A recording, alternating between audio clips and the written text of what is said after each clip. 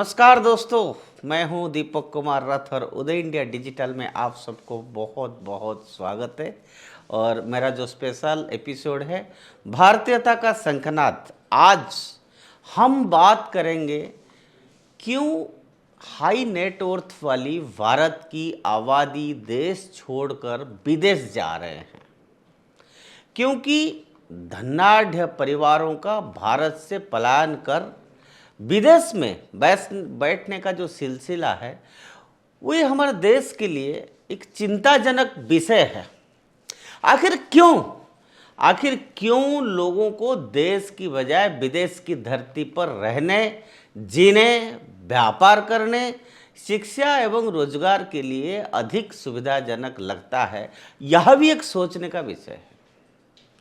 आगे बढ़ते भारत के लिए यह मंथन का विषय है। Henley private wealth migration report 2023 की एक रिपोर्ट के अनुसार 6,500 हाई नेट वर्थ इंडिविजुअल्स, जिसको हम HNI कहते हैं, 2023 में भारत से बाहर जाने की आशंका है। पिछले वर्ष की तुलना में ये करोड़पतियों की देश छोड़कर जाने की 7,500 की संख्या से भले ही कम है, लेकिन नए बनते, सशक्त होते एवं आर्थिक महाशक्ति बनते की ओर भारत के लिए यह चिंतन का विषय होना चाहिए।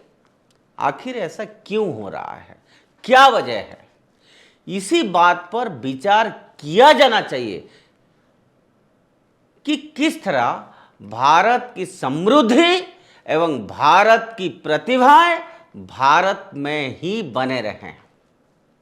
मित्रों, ये जो रिपोर्ट आया है, इस रिपोर्ट को अगर माने तो हाई नेट वर्थ वाली व्यक्तिगत आबादी के 2031 तक 80% की उल्लेखनीय वृद्धि का अनुमान है, जो इस अवधि के दौरान भारत को दुनिया के सबसे तेजी से बढ़ते धन बाजारों में से एक बनता है।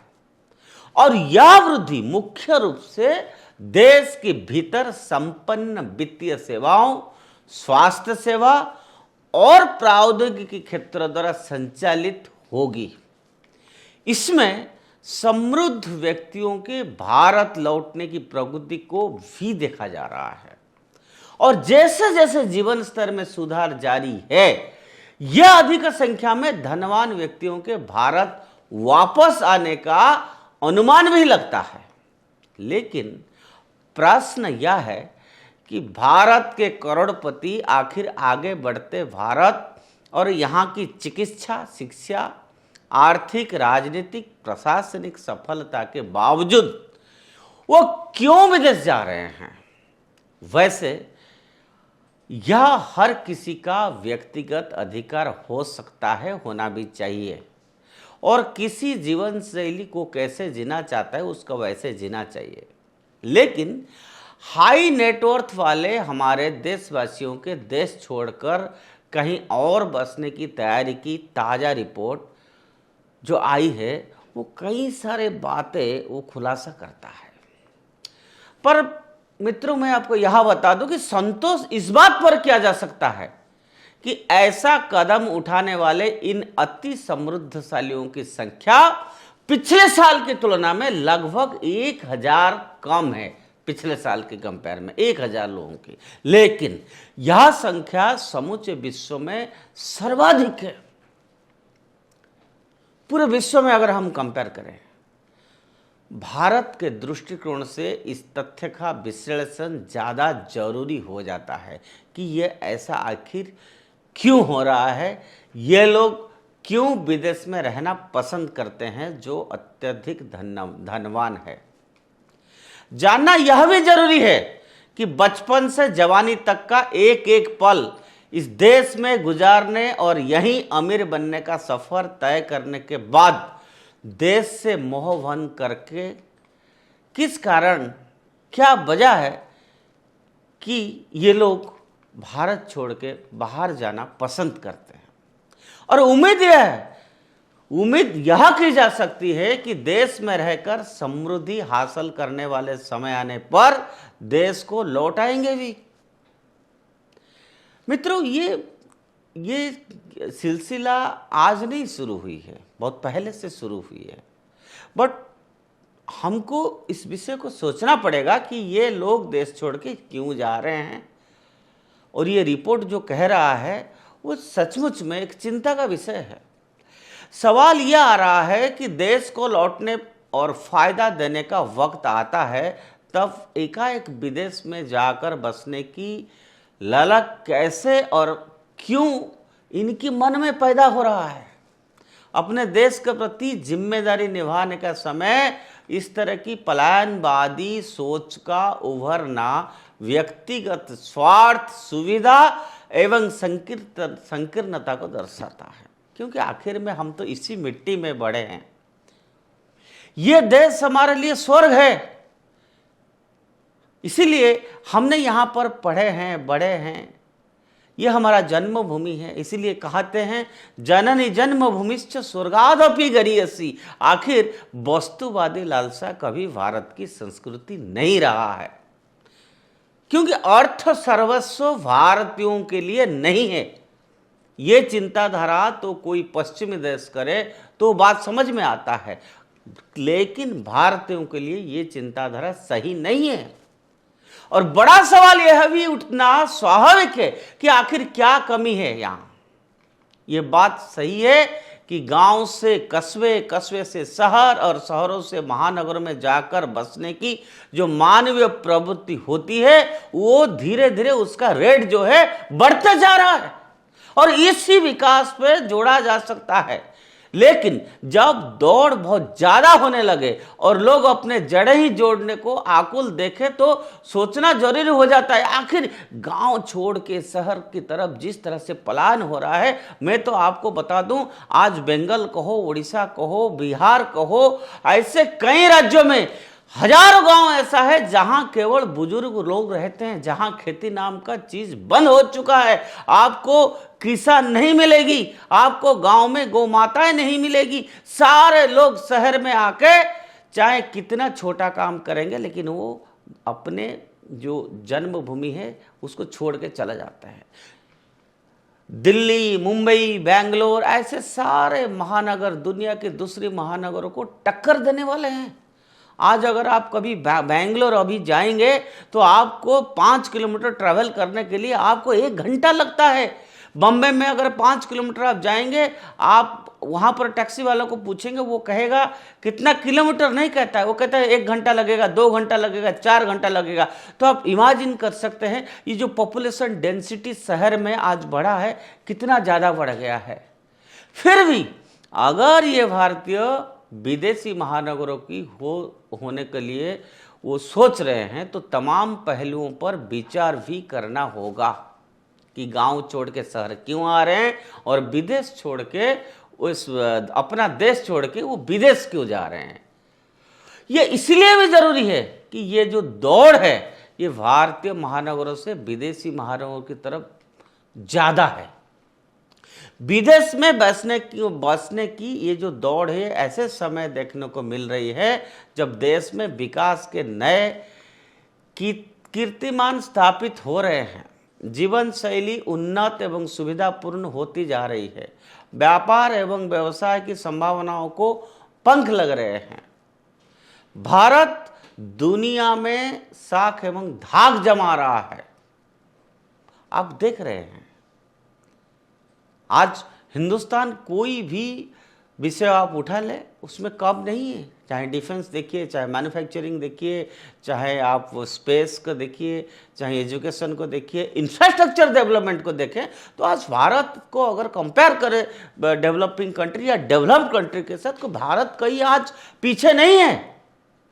दुनिया की नज़र में भारत पर जिस तरह से एक कहते हैं यहाँ अनंत संभावना है भारत में। आज दुनिया कह रहा है कि India is the only place and India has the capacity. Bharat जो है विश्वगुरु बन सकता है। फिर भारतीय विदेशों की ओर क्यों भाग रहे हैं?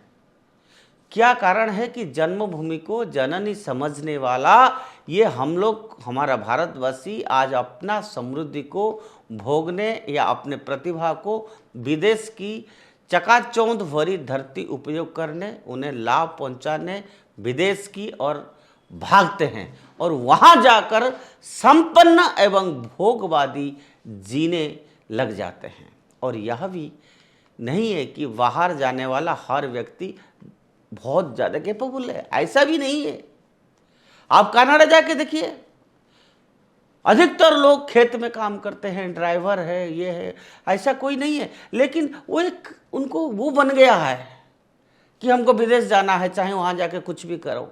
20 साल 30 साल वो पूरा समय लगाते हैं, तब जाकर उनका नेक्स्ट जनरेशन या उनका सेकंड या थर्ड जनरेशन में वो एक स्तर पर पहुंचते हैं। लेकिन अगर इतना मेहनत, इतना लगाव अगर उनको इसी देश में वो लगाए तो हो सकता है उनका जीवन शैली या उनका स्टैंडर्ड ऑफ लिविंग किसी और स्तर पर पहुंचेगा।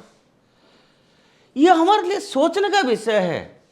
क्या कारण है कि सस्य श्यामला भारत भूमि, कश्मीर से लेके कन्याकुमारी तक उसको छोड़ रहे हैं, अपने समृद्धि से विकास के नए क्षितिज उद्घाटित करने या अपनी प्रतिभा से देश को लाभान्वित करने की बजाय विदेश की धरती को लाभ पहुंचाना चाहते हैं आप। कारणों की लंबी फहरिस्त के मूल में देश में एक वर्ग का तुष्टीकरण, जिसकी वजह से अशांति, आतंक, इसके अलावा जटिल कर कानून व्यवस्था, जो इनकम टैक्स का जो कॉम्प्लेक्सिटी है, सत्ता संग्रह और पद की मत से चूर राजनीतिक नेता जिसने जनतंत्र द्वारा प्राप्त अधिकारों का दुरुपयोग किया और जनतंत्र की रीढ़ को तोड़ दिया है। कृषि प्रधान देश को आज कृषि प्रधान देश को आज एक कुर्सी प्रधान देश में बदल दिया गया है। जिस देश में 80% इकोनॉमी एग्रीकल्चर के ऊपर डिपेंड करता था, आज क्या है, हर चीज राजनीति से जुड़ गया है। आज सब कोई सत्ता हासिल करने में लगे हुए हैं। सरकारें हैं लेकिन प्रशासन नहीं मिलेगा आपको, कानून है लेकिन आपको न्याय नहीं मिलेगा, साधन है लेकिन आपको अवसर नहीं मिलता है। और तो और भ्रष्टाचार की भीड़ में राष्ट्रीय चरित्र आज खो चुका है। लोग भूल गए हैं हम कौन है, हमारा पूर्वज कौन है, हम कहां थे, हमारा संस्कार क्या है, हमारा कल्चर क्या है। इतने बड़े सनातन धर्म है, हमारा संस्कृति है, आखिर एक बार देखे तो झांक के हम कौन है, उससे खोजना बहुत कठिन काम है। बड़े त्याग और सहिष्णुता की भी जरूरत है। लेकिन पलायनवादी सोच के कगार पर खड़े रहकर राष्ट्र को बचाने के लिए राजनीतिज्ञों अपने संकीर्ण मनोवृत्ति को त्यागना होगा। तभी जाके समृद्ध या प्रतिभाशाली व्यक्ति अपने ही देश में सुख, शांति, संतुलन एवं सहजीवन का अनुभव कर सकेगा और पलायनवादी सोच से बाहर आ सकेगा। मित्रों, मानो कि हम पिछले 20 साल से 30 साल से जितने लोग बाहर जा रहे हैं, अगर एक कंपैरेटिव स्टडी किए तो 10% लोग मानता हूं कि अवसर के कारण they have reached A bigger stage, एक स्तर पे पहुंचे हैं। लेकिन बाकी लोग आप अगर कंपेयर करेंगे, वो अगर हो सकता है उस देश के जगह अगर हिंदुस्तान में रहते, हो सकता है उनका जो इकोनॉमिक या स्टैंडर्ड ऑफ लिविंग जो है उससे ऊपर उठ सकता था। क्या ये बात पर्याप्त नहीं है कि अगर आप अमेरिका जाएंगे कि अमेरिका में जितना जो इंडियन डायस्पोरा है, इंडियन डायस्पोरा को अगर आप कंपेयर करेंगे विथ अमेरिकन्स या with other foreign nationals, then you can see that Indians are much in compared to others, they are much, their educational standard, literacy rate, standard of living, GDP, per capita income, everything, Indians are much better in America. अगर हम लोग America में अच्छा कर सकते हैं तो हम लोग अपने देश में नहीं क्यों नहीं कर सकते हैं।